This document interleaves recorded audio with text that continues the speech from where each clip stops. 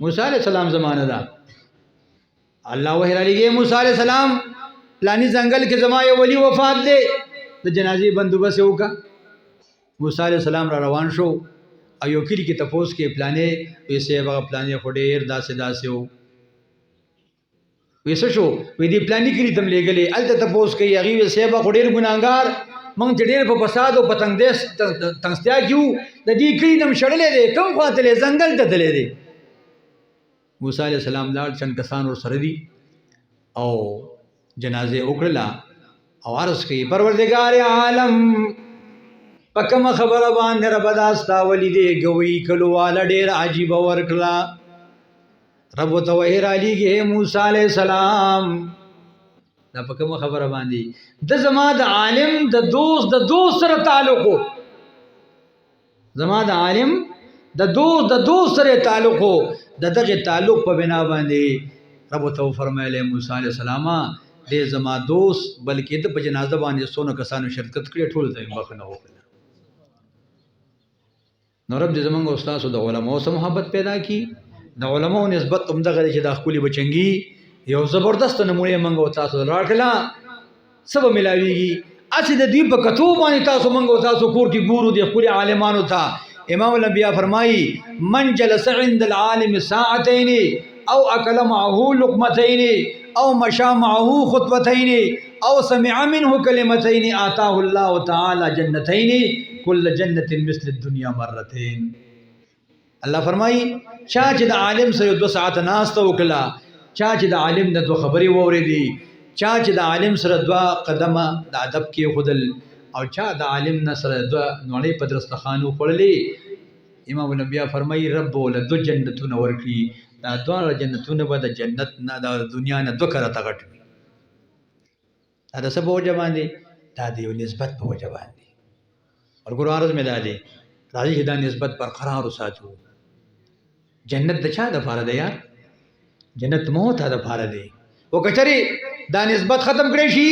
روایت کې راځي جهنم کې مسلمان دی کافر او طويله کې کوم خبر راغلی ته مسلمان نه نو دې خپل سرخ کته کوي رب دې منګ او تاسو دغه سرخ کته نه وساتي جنت کې زما استاد اشتري او جهنم کې مشتري الله دې نکي زما میراث د جهنم به کافر ته ملاويږي د کافر میراث د جنت به موت ته ملاويږي ان شاء الله ولو ملاويږي ملګریا چې زما استاد نسبت په دنیا کې الله فرمایي بینه انسان تاوانی دی ګټور څوک دی ایمان والا ګټور دی د ایمان تقاضا د ایمان تقویت په کوم خبره باندې ملاويږي دا د دې علماء په صحبت سره او به د غشان موت د خپل بچي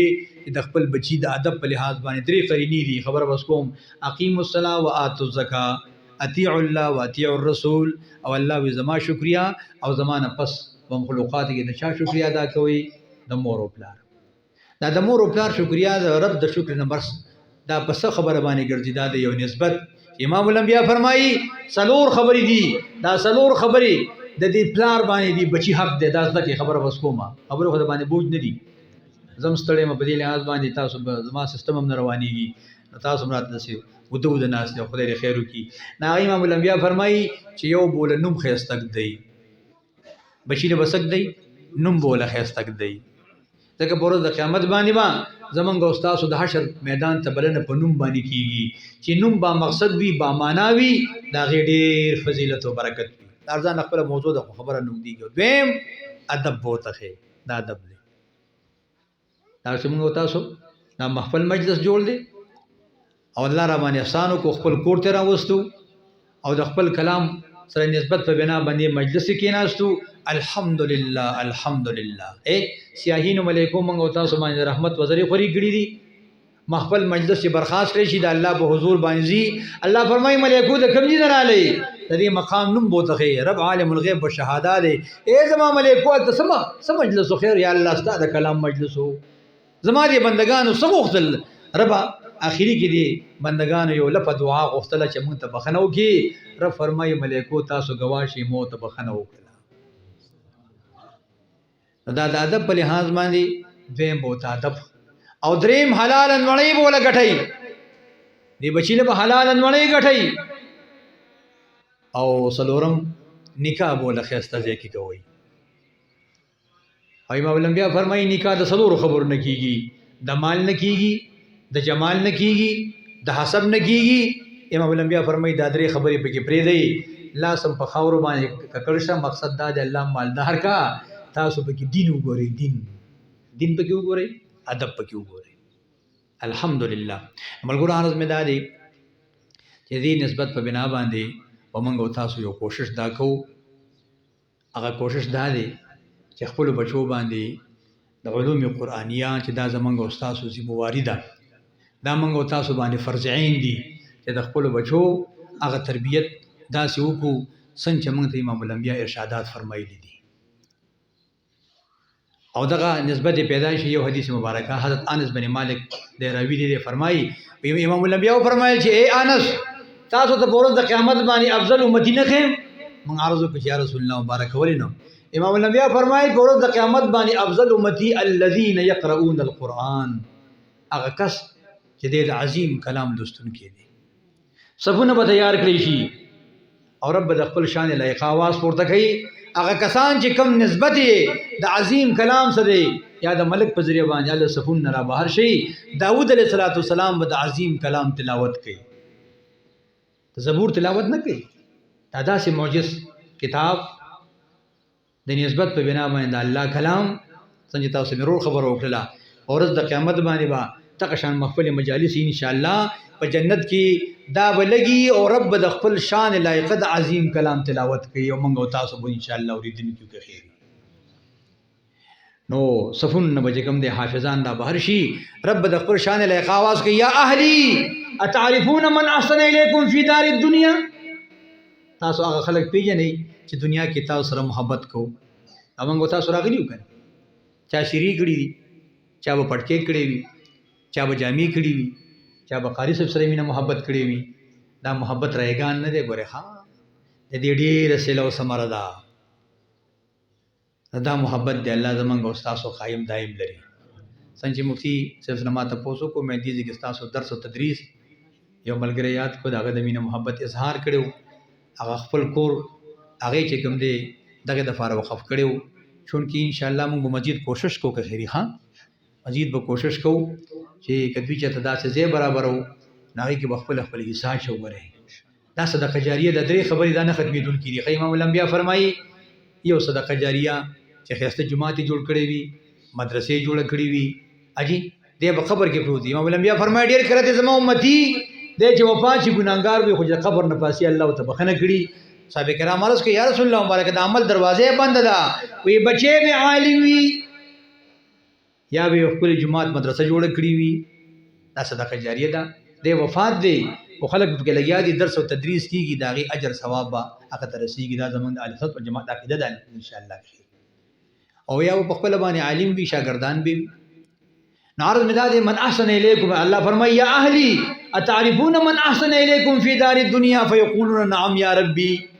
الله د بار اهل عیان نشته دی خو د یو نسبت په بنا باندې تاسو ما خبره د نسبت کوله د یو نسبت په بنا باندې چې د عظیم کلام سره نسبت دی په دغه وجه باندې الله فرمایي لا اذهبوا تاسو لاړ شئ د محشر کې وګرځئ او دنیا کې د چا محبت کړي په هر لحاظ باندې هغه د مټ نونی سې یو چرته بوزي جنت ته بوزي. عملګرو موږ د امید لرو ان شاء الله تاسو خپل خلک یې د دې خپل بچو ډېر داسې حال کیو غټ امتحان کیو غره. ها دا هغه وخت دی چې دې لپاره امام الانبیاء فرمایي سار د ایمان والدي ما خام د ایمان نخلاص ما خام د ایمان والدي سار. صحابه کرام ته پوښتنه رسول الله دا څه عمل وی دی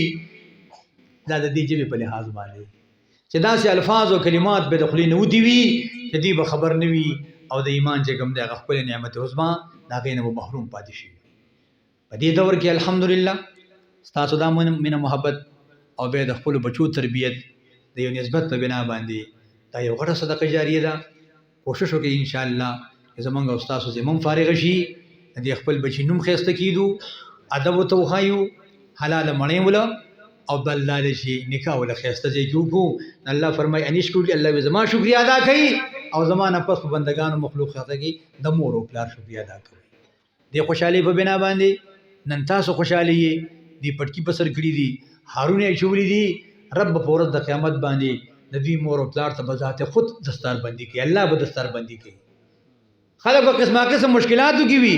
عذابونو کې به وي، او دا به د یو نسبت په بنا باندې چې د قرآن زده کړې په خپل بچي باندې کړې ده. امام الانبیا فرمایي د نور منبر به ورته ولګي مور او پلار ته، او رب به ورته د خپل شان لایقه تاج پوشي کوي، او په هغې کې به یو ملغلره د دې نور نه کروړها د چې کوم دی زیاته رڼا ورکوي. په ایمان وي دا غټه خوشحالي ده که نه دی؟ دا غټ نسبت دی که نه دی؟ چې هغه 50,000 کاله ورځ چې د ډېرو مقدماتو ده چې خلک په انتظار باندې ستړي شي، انتظار پکې غټ دی. عرض به کوي چې یا الله موږ یو طرف ته کا، یا هم جهنم ته که نعوذ بالله، او یا هم جنت ته که. انتظار باندې ختم، خلک په انتظارونو کې دي، او د نسبت په بنا د خپل بچي ادب او د قرآن سره نسبت په بنا باندې بده د نور په منبر باندې ناس وي، او تاج به په سر وي، او په خوشحالو کې به وي. ان شاء الله تاسو نه خیر امید لرو، او دغه مطالبه کوو چې مفتی واجب الرحمن صاحب که داسې د مدرسې په لحاظ باندې څه قدم پورته کوي، نو تاسو به هر سړی د خپلې مینې محبت اظهار کوئ. دا من احسن الیکم فی دار دنیا کې راځي. ښه هغه ځکه امام الانبیا فرمایي د زړه محبت چې کوم دی دا په لاسو باندې ظاهریږي. یو سړي ته وایي تا باندې کلک کلک مینې موډرې مې خوښې، او په قرآن باندې پې نه کباب خوري، نه پې چرګ خوري، نه پې سجي خوري وغیره، داسې دروغ دي. ګورئ ښه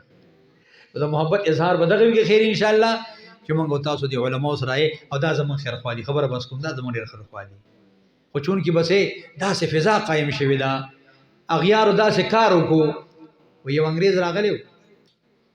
نو چې ویې کتل یو عالم لګیا دی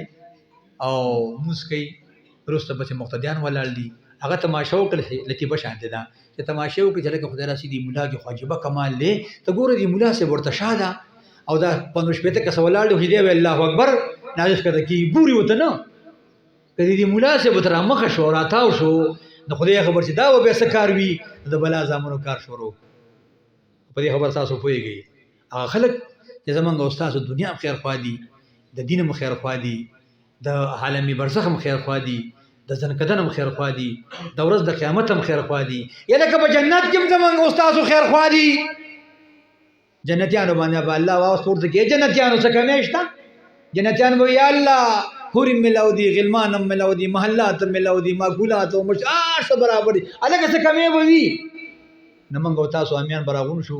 او خپل منځ کې به سلا وکړو، ریویتو کې راځي هلکه راځئ موږ ته به څه مسله راغله، نو پلاني مفتي عالم له به ورلو، رب را باندې سوال پورته کړی، نو عالمان له به راشو. یا لکه مولي صاحب رب را باندې سوال پورته کړی دی، مفهوم یې دا دی چې تاسو څه کمی شته؟ او ته وایي او که نه کمی خو شته که نه، وایي څه وایي د رب نه د رب دیدار وغواړئ مزید. نو جنتیان وایي یا الله حورم والا، غلمانم والا، محلاتم والا، دا ټول دې پاتې وي، خو ربه دا دیدار مونږ راکړه. دغه دیدار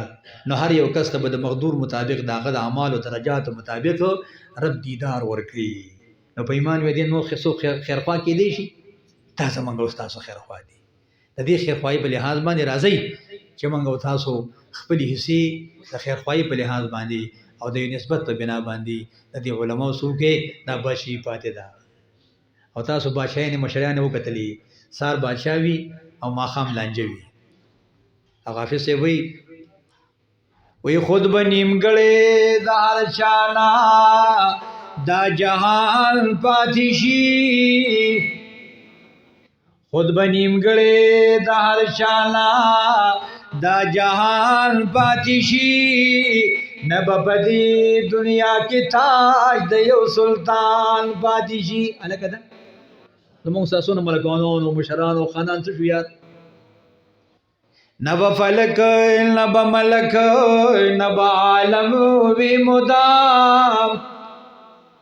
نه به فلک نه به ملک نه به عالم وي مدام، نه به فقیر نه به امیر نه به زوړ ځوان پاتې شي. سفر دې ډېر په مخ کې پروت دی، بې توخي پرې مزه. سفر ښه عیسی علیه السلام فرمایي سفر دوه قسمه دي، یو د دنیا سفر دی، نو ځان سره به همراه سامان وړي، ده که نه ټور باندې سړی ځي، او یو بل ناشنا سفر دی چې هغه د آخرت سفر دی، هغې سفر دپاره دا تیاری دی. सफर दे ढेर पे मख के प्रोत दे बेतोखी फिर मजा अदी सफर के ढेर आलम स्तड़ी स्तोमाल पातिशी हाफिज से वही हाफिज आशी तैयाबी रब रहीम करीमा का फजल स्ताविनो सालिम बे ईमान पातिशी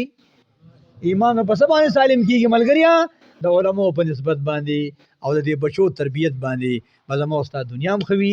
آخرت هم خوي واخر دعوانا ان الحمدلله رب العالمین اشاره وای بس کوي